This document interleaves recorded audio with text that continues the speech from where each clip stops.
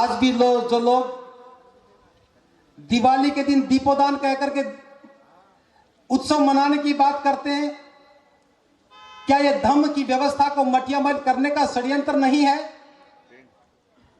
कोई बुद्धिजीवी बताए कि दीपोदान में दिया किधर से जलेगा और दिवाली में दिया किधर से जलेगा।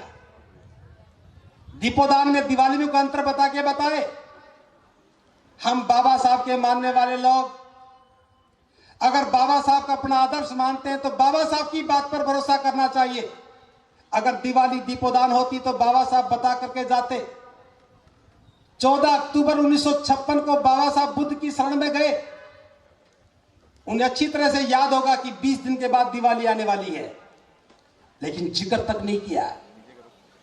अगर उस समय भूल भी गए होते तो 20 दिन के बाद याद आ जाता, लेकिन बाबा साहब जानते थे कि यह हमारा उत्सव नहीं है, जिक्र करने की आवश्यकता नहीं है। जो हमारा नहीं है उसका जिक्र क्यों करें।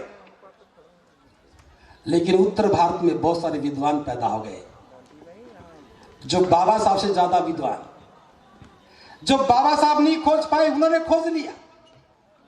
बौद्ध धर्म के किसी भी साहित्य में कार्तिक मास की अमावस्या का जिक्र तक नहीं है, और दिल्ली में बैठे विद्वानों की आंखों के सामने कार्तिक मास की अमावस्या दिखती है, क्योंकि उनकी संतानें, उनकी पुत्र वधुएं, उनकी जीवन संगिनियां इस मोह को नहीं छोड़ पा रही। हो सकता है कि दिवाली के दिए की रोशनी में लक्ष्मी घर में प्रवेश कर जाए।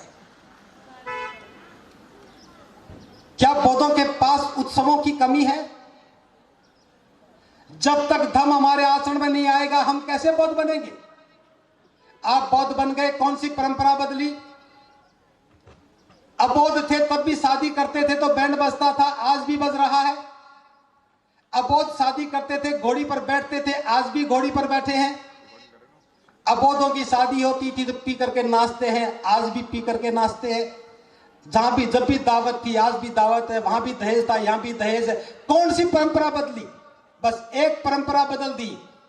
जहां पहले पुरोहित आता था लाल कपड़ा कंधे पर टांग करके, आज चीवर पहने हुए पुरोहित आता है। बस फर्क इतना सा हो गया। अगर बौद्ध धर्म को बचाना है तो जन्म से लेकर के मृत्यु तक के सारे संस्कार बौद्ध रीति से करने पड़ेंगे।